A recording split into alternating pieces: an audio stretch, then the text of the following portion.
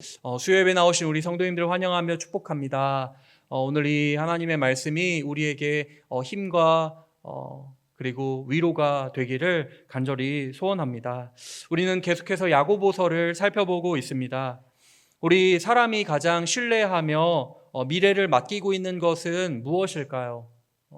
뭐니 해도 머니, 돈일 것입니다. 1세기 로마 제국 사회는 오직 부만이, 오직 재물만이 영원한 안전을 보장해 준다라고 믿었습니다.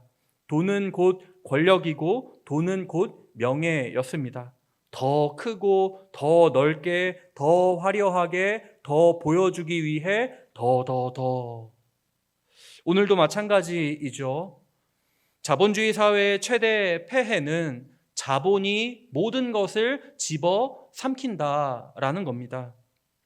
예전에는 비록 돈이 안 되어도 가치 있고 보람 있는 일이면 사람들이 찾았는데 요즘은 무슨 일이든 간에 그거 돈 되는 일이야? 돈이 모든 것의 가치 척도가 되어버렸습니다. 돈이 곧 선이고 돈이 곧 진리이고 돈이 곧 신이 되어버렸습니다. 끊임없는 자산을 축적해야만 불안에서 벗어날 수 있다는 집단적인 강박이 우리 이 대한민국 그리고 우리 예수님을 믿는 우리 성도들, 우리 교회에게도 스며들어 있습니다. 오늘 우리가 살필 말씀은 바로 그 부의 신화, 부에 대한 집착에 정면으로 도전을 하는 날카로운 선지자적 심판 선언의 말씀입니다. 불의와 공의에 대하여 오늘 함께 살펴볼 건데요. 본문에 들어가기에 앞서 먼저 성경에서 말씀하고 있는 불의가 무엇인지 한번 정리하고 생각해보고 오늘 본문을 살피면 좋을 것 같습니다. 성경에서 특히 구약 성경에 불의에 대한 것 그리고 공의나 정의에 관한 것 이런 의와 관련된 것들이 많이 나오거든요. 특히 선지서에 불의하다라는 이야기들이 많이 나오면서 불의를 고발하고 정죄하는 내용들이 많이 나오는데요. 그 성경에서 나오는 불의를 크게 정리하면 세 범주로 나누어서 우리가 이해를 할 수가 있습니다. 먼저 첫 번째는 관계를 파괴하는 죄를 가리켜 불의라고 이야기를 합니다. 관계를 파괴하는 죄를 가리켜 불의라고 이야기합니다. 하나님과 이웃을 무시하는 것, 하나님과 이웃을 무시하는 것을 불의라고 얘기합니다. 하나님과의 관계에서 우리가 하나님께 충성을 다하지 않는 것, 그것을 불의라고 얘기하고요. 사람과의 관계에서 도리를 다하지 않는 것, 그것을 불의라고 이야기를 합니다. 하나님을 인정하지 않고요. 이웃의 존엄을 파괴하는 관계적인 죄를 가리켜 불의라고 이야기를 합니다. 두 번째는 경제적, 사회적 약자를 자신을 위해 착취하는 거를 가리켜 불의라고 이야기를 합니다. 신명기 24장 15절 말씀에 보면 가난한 자의 품꾼의 삭을 당일에 주어라. 다음 날로 미루는 것은 죄니라. 이렇게 말씀을 하고 있고요. 땅의 경계를 나타내는 지계석을 옮기는 행위. 그러니까 여기까지가 내 땅이고 저기는 저 사람 땅인데 내 땅을 더 넓히기 위해 이 지계석을 몰래 이렇게 옮기는 행위를 가지고 불의라고 성경이 고발을 하고 있거든요. 그러니까 가난한 자를 삼키는 행위를 가리켜 불의라고 이야기를 합니다. 착취가 곧 불의입니다. 마지막 세 번째는 타인의 고통을 알면서도 외면하는 것, 그것을 불의라고 이야기합니다. 첫 번째와 두 번째 정의, 그 내용은 우리가 납득이 됩니다. 하나님과 사람 사이의 관계를 무시하고 짓밟는 것, 그리고 착취하는 것, 당연히 불의한 일이죠. 납득이 됩니다. 그런데 성경은 더 나아가 고통 중에 있는, 어려움 중에 있는, 환난 중에 있는 이웃을 외면하는 것 또한 불의다라고 이야기를 합니다. 엄청 깊은 이야기인 거죠. 잠언 24장 11절과 12절에 어떤 말씀이 나오냐 하면은요. 너는 사망으로 끌려가는 자를 건져주며 살육을 당하게 된 자를 구원하지 아니하려고 하지 말라. 내가 말하기를 나는 그것을 알지 못하였노라 할지라도 마음을 저울질하시는 이가 어찌 통찰하지 못하시겠으며 내 영혼을 지키시는 이가 어찌 알지 못하시겠느냐. 그가 각 사람의 행위대로 보응하시리라. 이렇게 말씀을 합니다. 오늘날 내 이웃의 고통을 외면하지 말라고. 저는 몰랐어요. 저 사람의 어려움을 저는 몰랐어요. 라는 말이 하나님께는 통하지 않는다라고 말씀을 합니다. 그러니까 우리 이웃의 일이 그 사람의 일이지 하면서 넘어가면 그것은 하나님 앞에서 불의를 저지르는 일이다라고 이야기를 합니다. 그 외에 에스겔 16장 49절 말씀에 보면 아브라함 때 소돔의 죄악이 무엇이었는지를 이야기하거든요. 그런데 거기서 고발 내용이 무엇이냐 하면 그와 그의 딸들에게 교만함과 음식물의 풍족함과 태평함이 있음이며 또 그가 가난하고 궁핍한 자를 도와주지 아니하였다라고 말씀합니다. 소돔의 죄악을 고발하는데 소돔 멸망하게 되었지 않습니까? 그 멸망하게 된 소돔의 죄악이 무엇인지 에스겔 16장에서 말씀을 하는데 그 죄가 무엇이었냐 하면 자신들에게 먹을 것이 있고 풍족함이 있는데 그것을 가난한 사람들에게 나누어 주지 않았다라는 겁니다. 도와주지 않았다라고 고발을 하죠. 이것이 불의입니다. 오늘 본문에 나오는 불의는 경제적, 사회적 약자를 이용하는 착취의 내용이 나옵니다. 야고보는 당시 부유한 압제자들, 돈 때문에 다른 사람들을 핍박하고 괴롭히는 사람들을 향해 예언자적인 어조로 외치며 본문을 시작합니다. 1절 말씀에 이렇게 얘기합니다. 들으라 부한자들아 너희에게 이 말 고생으로 말미암아 울고 통곡하라. 부한자들아, 부자들아 이거죠. 부자들아 너희 있는 것으로 기뻐하고 즐거워하라가 아니라 울고 통곡하라 명령을 하고 있습니다. 당황스러운 말씀이죠. 야고보는 부자들의 파멸이 그들의 재물이 사라졌기 때문이 아니라 그들이 재물을 어떻게 모았고 그리고 어떻게 사용하고 있는지에 달려있다라고 폭로합니다. 부와 가난의 문제를 윤리적 차원을 넘어서 종말론적 심판의 차원으로 끌고 가고 있는 야고보의 모습입니다. 오늘 이 말씀은 가장 근본적인 질문을 우리에게 던지고 있습니다. 당신이 하나님 없이 쌓아 올린 그 재물은 과연 축복인가 아니면 재물인가? 라는 겁니다. 그리고 성경이 주는 그 대답은 무섭고도 단호합니다. 불의하게 축적된 부는 결코 나의 안전지대가 될 수 없고 그것은 심판의 날에 나를 고발하는 가장 강력하고 확실한 증거가 될 것이다 입니다.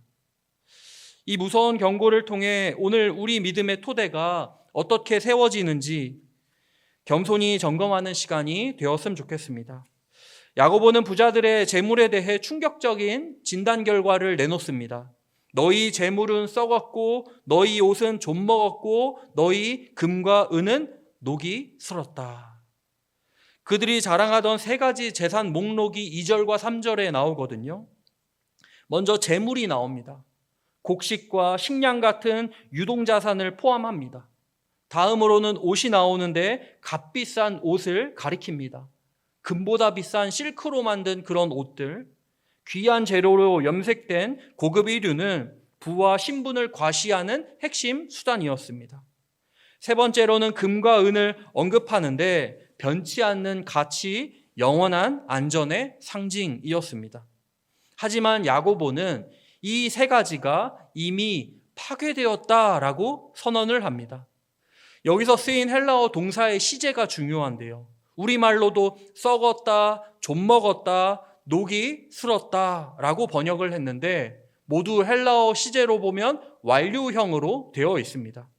이 말은 앞으로 썩을 것이다가 아니라 이미 썩어 문드러진 상태가 확정되었다, 확실하게 썩었다라는 뜻이 되겠습니다. 부자들이 현재 자신들의 그 창고를 바라보면서 우리는 부자야, 우리가 모아놓은 재물을 좀 봐. 이 명품 옷들을 좀 봐. 금과 은도 차근차근 열심히 모아놓았지 라며 자만에 빠져 있을 때 야고보, 곧 하나님의 관점에서 보면 그들의 재산은 이미 가치를 상실한 휴지 조각에 불과하다라는 겁니다. 내가 가장 굳게 믿고 의지하는 영혼을 끌어모은 자산이, 그리고 통장이, 그리고 부동산이 어쩌면 이미 하나님 앞에 썩어 문드러진 상태일 수도 있다라는 무서운 말씀입니다. 여기서 야고보는 한 걸음 더 나아가 파괴적인 이미지를 제시합니다. 3절 말씀인데요. 너희 금과 은은 녹이 슬었으니 이 녹이 너희에게 증거가 되며 불같이 너희 살을 먹으리라. 금과 은은 화학적으로 녹이 슬지 않는 귀금속입니다. 야고보는 이 불멸의 상징인 금과 은조차 녹이 슬었다라고 선언함으로써 그들의 부가 영원하다라는 착각 자체를 무너뜨리고 있는 겁니다. 더 중요한 것은 녹이 슬 수 없는 금과 은의 녹이 슬었는데 이 녹의 역할입니다.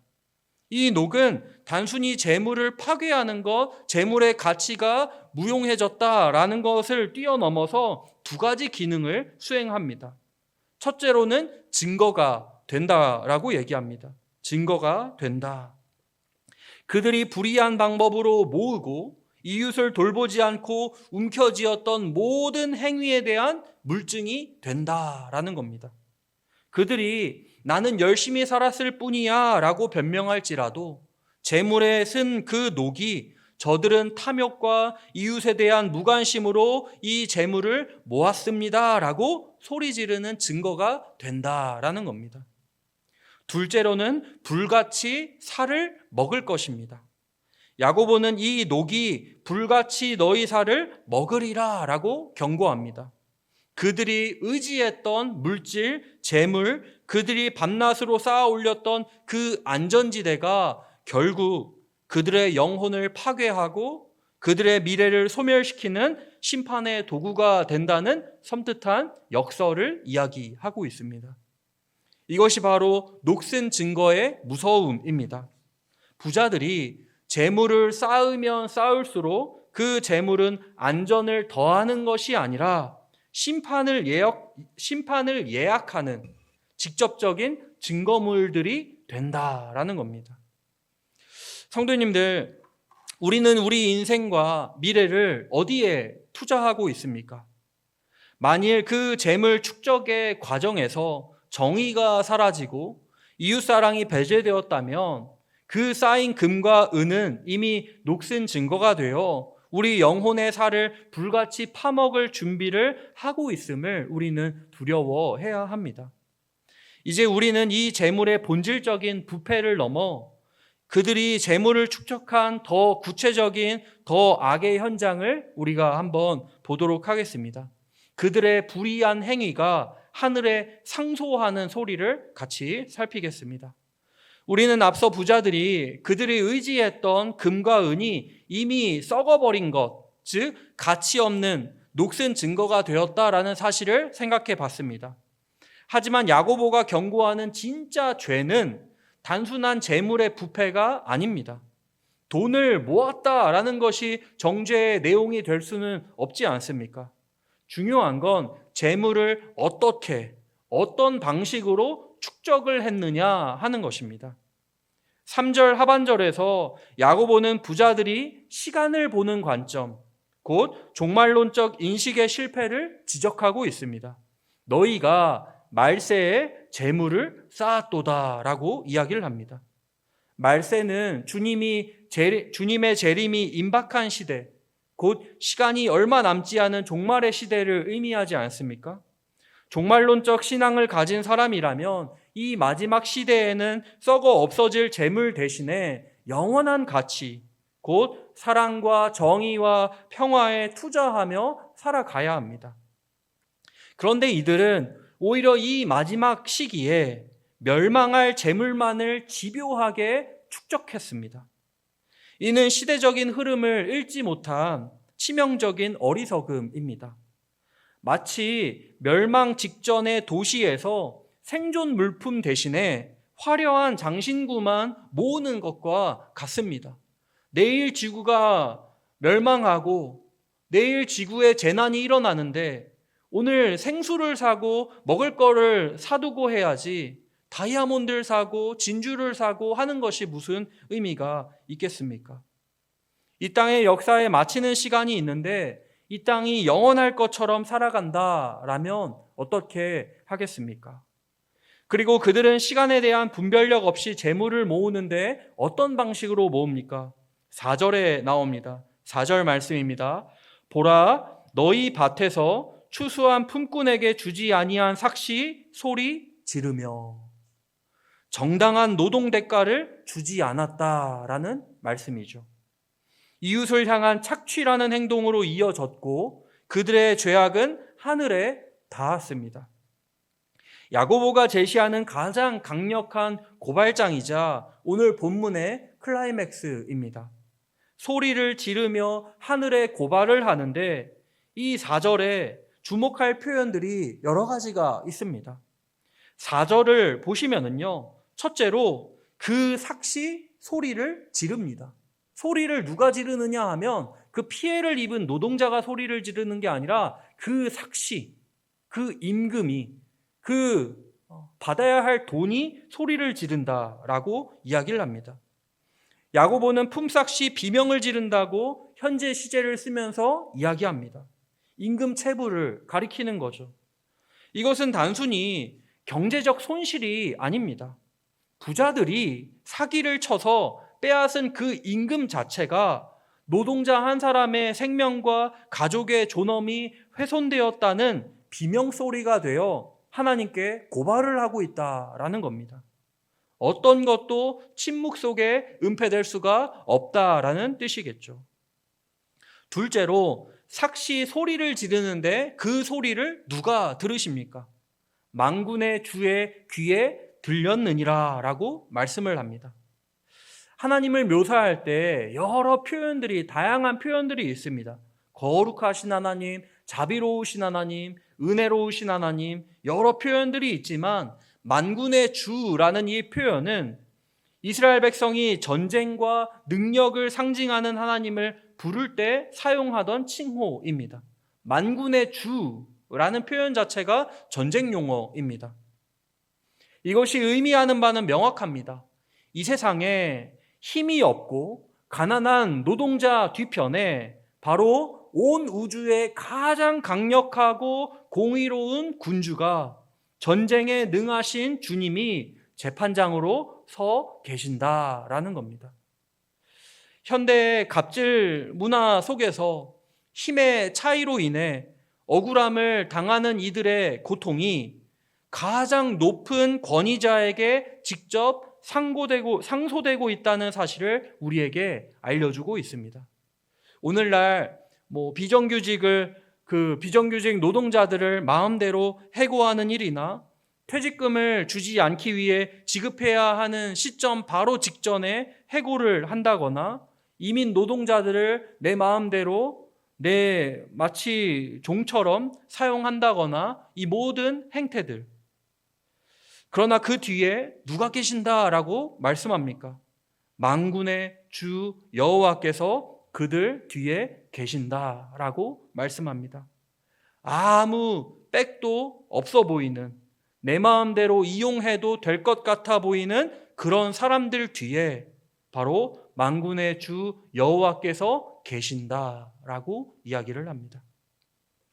힘없고 가난한 자들은 이렇게 정당한 대가도 받지 못한 채 괴로움 중에 있는데 부자들은 어떻습니까? 5절에서 이렇게 이야기합니다. 너희가 땅에서 사치하고 방종하여 살육의 날에 너희 마음을 살찌게 하였도다. 착취와 불의를 저지르면서 부자들은 세상의 모든 쾌락을 누립니다. 1세기 로마 귀족들이 얼마나 타락하고 쾌락을 즐겼는지 유명하게 전해지는 내용들을 살펴보면요, 그들은 맛있는 음식을 먹을 수 없을 정도로 남들에게 보여주기 위해 차려놓고 토하고 먹고 할 정도로 폭식과 과시와 향락을 즐겼고 금보다 비싼 실크로 옷을 걸치며 거대하여 무게를 감당할 수도 없는 진주 귀걸이를 귀에 차고 인도 아라비아에서 온 비싼 향료를 과도하게 사용하면서 사치와 과시를 즐겼습니다. 오늘날 우리 대한민국 1%에 해당되는 부자들의 이야기이기도 하겠죠. 사치와 방종으로 이웃의 비명을 외면한 채 자신의 풍요만을 즐깁니다. 야고보는 이들의 삶의 방식을 섬뜩한 이미지로 묘사합니다. 그들은 살찐 가축이다라는 겁니다. 가축이 살을 찌면 어떻게 하나요? 도살을 합니다. 그걸 5절에서는 살육의 날이라고 표현하고 있습니다. 가축이 살쪘으니까 이제 도살을 해야 되지 않습니까? 그것처럼 저 부한자들이 자신들의 사치와 향락으로 자신들의 마음을 살찌웠기 때문에 살육의 날에 내가 도살하겠다 말씀을 하고 있습니다. 그들의 삶 전체가 하나님의 심판대 위로 올라갈 운명이다라는 겁니다. 성님들, 야고보는 오늘 우리에게 묻습니다. 당신이 지금 누리고 있는 사치와 안락은 이웃의 고통을 짓밟고 얻은 것 아닙니까? 만일 그렇다면 그 사치는 축복의 증거가 아니라 도살의 날을 기다리는 살찜 짐승처럼 우리의 영혼을 마비시키고 있을 뿐입니다. 이제 우리는 이 심판 선언의 최종 목적이 무엇인지, 그리고 우리가 이 시대에 취해야 할 행동은 무엇인지 마지막 결론으로 살펴보도록 하겠습니다. 지금까지 살핀 말씀은 심판의 경고로 가득 차 있습니다. 부자들의 재물은 녹슨 증거가 되었고요. 그들의 삶은 도살의 날을 위해 살찐 짐승의 모습이었습니다. 이 모든 경고는 그들의 죄악이 궁극적으로 어디에 도달했는지에 대한 최종 판결을 내리기 위함입니다. 야고보는 그들의 죄악의 정점을 이렇게 선언합니다. 6절 말씀입니다. 너희는 의인을 정죄하고 죽였으나 그는 너희에게 대항하지 아니하였느니라.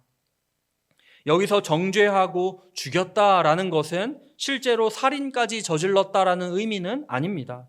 앞에 언급된 품삯을 주지 아니한 행위, 곧 경제적인 착취가 결국 생존권을 박탈하는 살인 행위와 동일하다라는 의미입니다. 부자들이 임금을 떼먹을 때 그들은 단순히 노동자의 수고를 외면한 것이 아니라 그들의 생명을 빼앗은 것이라는 무서운 결론입니다. 그들이 죽인 의인은 아마도 야고보서 공동체 내에 가난한 그리스도인들이었을 것입니다. 중요한 것은 이 의인이 너희에게 대항하지 아니하였느니라 라는 구절입니다. 이들은 스스로를 변호하거나 부자들에게 복수할 힘이 없습니다. 이들의 신원은 세상의 힘에 있지 않고 만군의 주께 있습니다.